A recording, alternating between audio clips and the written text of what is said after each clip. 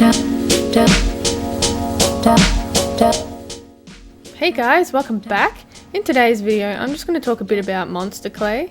And Monsterclay is a wax-based clay, and you can get it in 3 different hardnesses.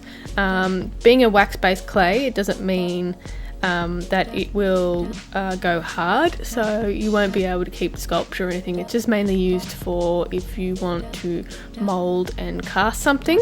Monsterclay is my favorite thing to sculpt with, so I highly recommend it if you want to mold and cast your things. I much prefer this over Sculpey or anything, but yeah, as I said, downside is your piece won't harden. So Monsterclay comes in 3 different hardnesses, soft, medium and hard, and I generally work with the medium piece as it's the most accessible, so I can't really find the soft or the hard locally in Australia here. I got mine from Barnes in Melbourne, but you could try Adelaide Moulding and Casting Supplies. They may have a lot more stock online, but yeah, definitely the medium is what I use, and it is quite hard anyway, so it's not like it's really soft. But yeah, I haven't used the hard or the soft just yet, but yeah, mainly just the medium.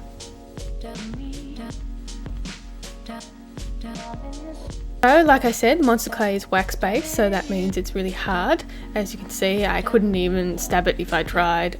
So you will need to use heat to make it soft and malleable. So I just pop mine in to the microwave for 3 minutes, microwaving every 1 minute interval. And you just can't really work with this as it's so hard, but it's also great for carve sculpting though, so you can get really fine details into the clay piece.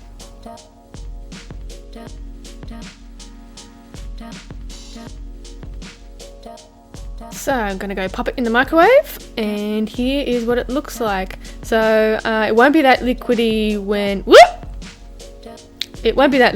you have a full box of Monsterclay. So it's just because it's quite thin that it's gone liquidy, but it really hardens in no time anyway. So as you can see, it becomes quite soft, so you can just mold it up and combine it very easily. This is cooled a little bit, so it's not in that liquidy form. I wouldn't recommend touching that liquid because it's quite hot itself, so just be mindful of that if you're going to use a liquid Monsterclay. And as you can see, it is quite malleable and will hold its shape once it's dry. So this is really easy to sculpt with if you have weak hands or anything, or if you have arthritis and stuff. So you can just make the Monsterclay quite soft and it won't be strenuous on your hands.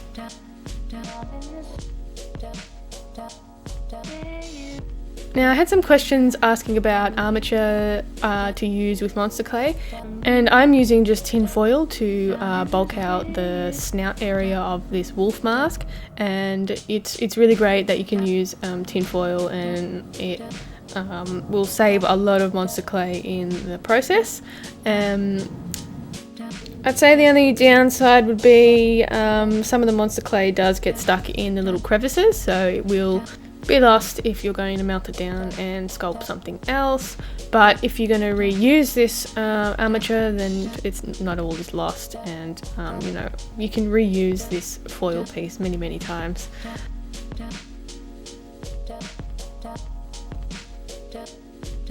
And you know, you can use all sorts of different armatures for it. You can use aluminium, copper.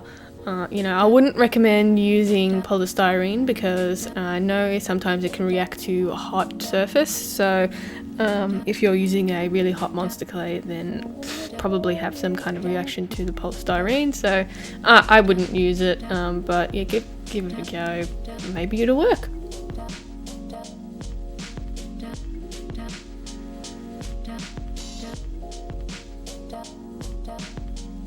And you can see how well you can just build up on any sculpture really quickly, as opposed to Sculpey where you have to work the piece to be able to combine it into your sculpture.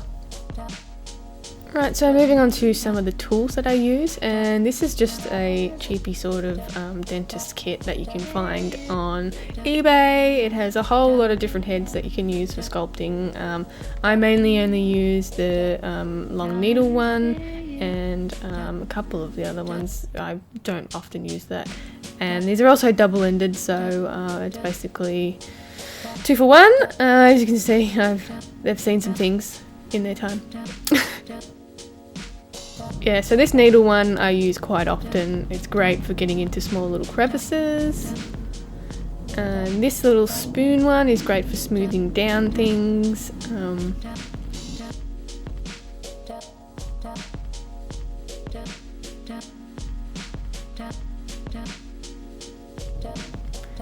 This one is great for getting into crevices as well and smoothing things out.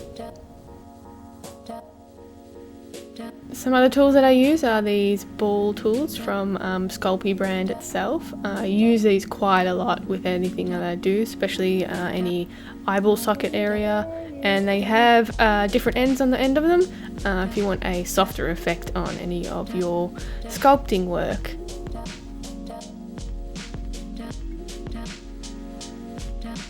Now, if you want to smooth your Monsterclay, you can use this isopropyl maestrate, and what it does is it gets rid of any harsh lines or any fingerprints that you have left on the clay itself, and you just use it with a paintbrush, and you just wipe it on there and work in this isopropyl maestrate, and it will eventually break down that Monsterclay and make it a smooth surface.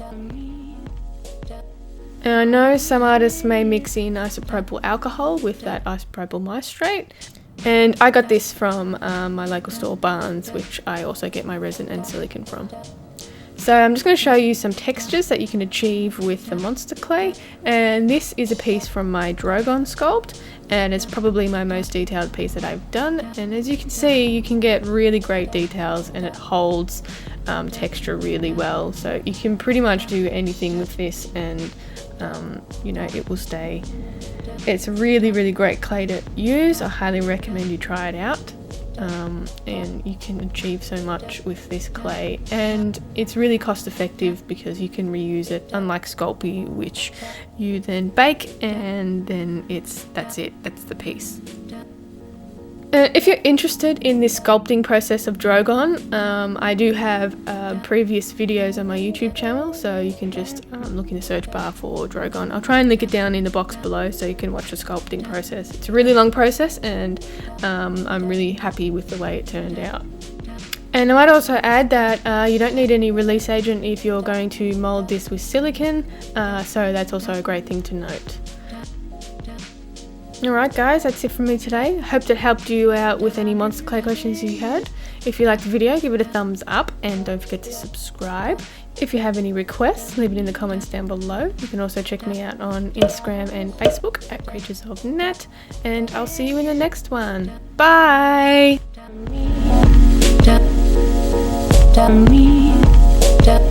Darling, say it.